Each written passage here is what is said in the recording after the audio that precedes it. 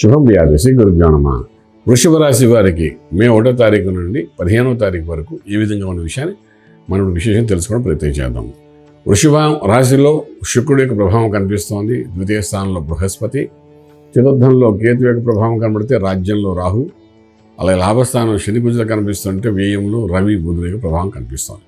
ఇదిలా ఉన్నప్పుడు వృషభంలో సొంత రాశిలోకి శుక్రుడు ఎప్పుడైతే ప్రవేశించాడో ఆహ్లాదకరంగా ఉత్సాహంగా అనుకున్న పనులను జరగడం, ఇంతకుముందు వారం అంటే గత 15 రోజుల్లో జరుగుతున్న ఇబ్బందుల నుండి బయటపడ్డాము, పెద్ద సమస్యగా ఉన్నది చిన్న సమస్యగా మారిపోవడము, డైల్యూట్ అవ్వడము, ఇవన్నీ కనబడుతూ ఉంటుంది. ఆర్థిక విషయానికి వచ్చినప్పుడు ఉద్యోగరీత్యా మళ్ళీ న్యూ డెవలప్మెంట్స్ కనబడతాయి. కొత్త ప్రయత్నాలు కూడా చేసుకోవచ్చు. ఉన్న ఉద్యోగాలు కూడా చిన్న డెవలప్మెంట్స్ కూడా కనబడుతుంది.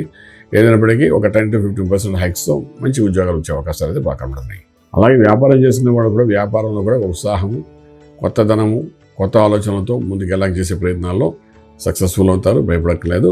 ఇక మనం ఆలోచించవలసిన విషయం కుటుంబ పరంగా కూడా మంచి సత్సంబంధాలు పెరగడము, అలాగే అన్నదమ్ములు అక్కచెల్లెలు అందరితో కూడా అన్యోన్యతతో చక్కగా ఉల్లాసంగా అన్ని కార్యక్రమాల్లో పాల్గొనడము, శుభకార్యానికి వెళ్ళడం, శుభమైన పనులు చేయడము, గృహప్రవేశం, శంకుస్థాపన, భూమి పూజ, వివాహము ఇటువంటి చేసే ప్రయత్నాల్లో కూడా సఫలీకృతం అవడం బాగా కనిపిస్తోంది.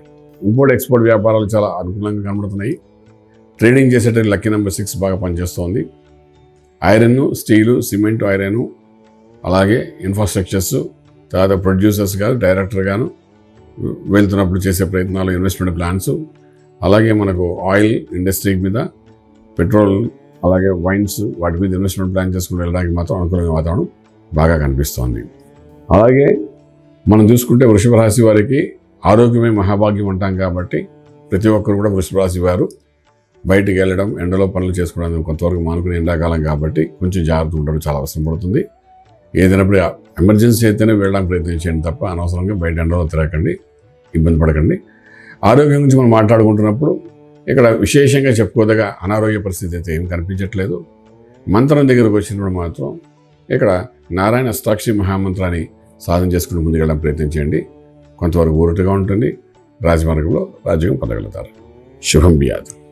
పూర్తి వివరాలకు సంప్రదించండి శ్రీ వేదమాత గాయత్రి జ్యోతిష్యాలయం, Brahmasri మంతా Suryanarayana Sharma garu, Srinilayam, first floor, 101, Sai Vaibhav layout, Chitrapuri colony పక్కన, కాజాగూడ, హైదరాబాద్ 500008. సంప్రదించవలసిన ఫోన్ నంబర్ 8855559147, 8855559148, 9849996644.